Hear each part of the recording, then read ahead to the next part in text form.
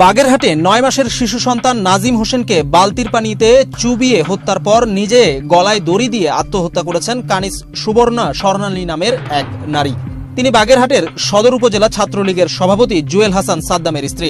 ২৩ জানুয়ারি শুক্রবার দুপুরে বাগেরহাট সদর উপজেলার সাবেকডাঙ্গা গ্রামে এই মর্মান্তিক ঘটনা ঘটে।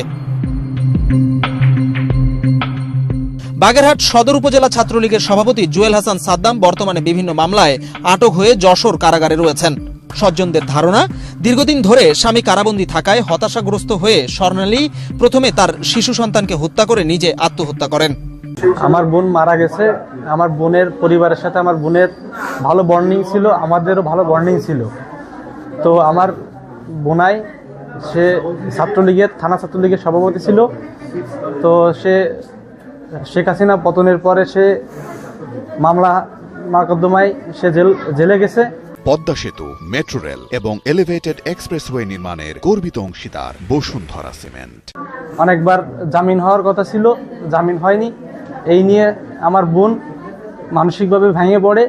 আমরা তারা অনেক বোঝানোর চেষ্টা করেছি, তারপরেও সে মানসিকভাবে ভেঙে পড়লে পরে আমরা চেষ্টা করেছি যে তারে যে ডাক্তার দেখানো, যেহেতু সে অসুস্থ বোধ করে এবং শারীরিকভাবে সে অসুস্থ ছিল, বাচ্চা ছিল, সে একটা মানুষ মানে মনের ভিতরে একটা সবসময়ের জন্য বোনের প্রতি যে একটা ভালোবাসা, সেই জিনিসটা মানে তাকে অনেক ভালোবাসতো, যে এক কথাই সেই জিনিসটা সে মানে করতে পারতো না, বাঁধতে পারতো না যে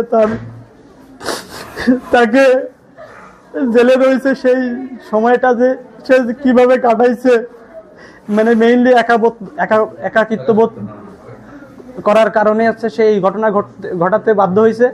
স্থানীয়রা জানান, গত ৫ আগস্ট ছাত্র জনতার অভ্যুত্থানের পর গোপালগঞ্জ থেকে গ্রেপ্তার হন বাগেরহাট সদর উপজেলা ছাত্রলীগের সভাপতি জুয়েল হাসান সাদ্দাম।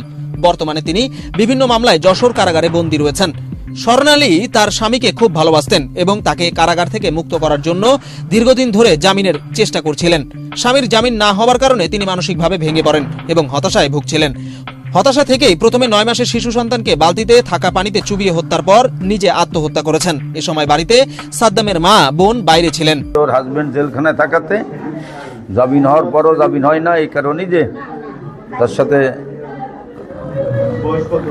অত্যন্ত স্বামীরা খুবই ভালোবাসতো, এই কারণে স্বামীর অনুপস্থিত কারণে এই আত্মহত্যাটা করেছে। তার শাশুড়ি থাকে, আর একটা ননদ থাকে, আর একটা ছোট একটা বাচ্চা থাকে ফ্যামিলিতেই, আর সবাই যার যার বাইরে থাকে। এরা এই ছোট বাচ্চাটা যে ছিল সে নামাজে গেছে, বাকি ছিল সে ওই তার ননদ ছিল, তার ননদকে পাঠাইছে তার বাপের বাড়িতে টাকা দেওয়ার জন্য। সে এই পাশে সুসাইড করেছে। কেউ তার দেখি নেই যে কি হয়েছে ঘটনা প্রাক্তনকালে। আসে বাচ্চাটাকে নাকি পানির ভিতরে পাইছে, বাচ্চাটাকে চুবিয়ে মারিছে। স্থানীয়দের মাধ্যমে সংবাদ পেয়ে ঘটনাস্থলে এসে স্বর্ণালী ও তার ৯ মাসের শিশু সন্তান নাজিম হোসেনের মরদেহ উদ্ধার করে পুলিশ। মরদেহ দুটি ময়নাতদন্তের জন্য বাগেরহাট জেলা হাসপাতালের মর্গে পাঠানো হয়েছে। ময়নাতদন্তের প্রতিবেদন পাওয়ার পর এটি হত্যা না আত্মহত্যা সেই বিষয়ে নিশ্চিত হওয়া যাবে। ঘটনাস্থলে এসে আমরা ঘটনাস্থল পরিদর্শন করলাম, আমরা লাশের সুরতাল প্রতিবেদন প্রস্তুত করলাম। এখন আমরা ময়নাতদন্তের জন্য মর্গে নিয়ে দেবো, আর তারপর পরবর্তীভাবে বিস্তারিত তদন্তপূর্বক প্রয়োজনীয় ব্যবস্থা নেওয়া হবে। এদিকে মর্মান্তিক এই ঘটনায় এলাকায় শোকের ছায়া নেমে এসেছে। প্রতিবেশীরা জানান, স্বর্ণালী খুব শান্ত স্বভাবের ছিলেন এবং প্রায়ই স্বামীর অনুপস্থিতি নিয়ে হতাশার কথা বলতেন। পুলিশ বলছে, ঘটনার পেছনে অন্য কোনো কারণ রয়েছে কিনা তা খতিয়ে দেখা হচ্ছে।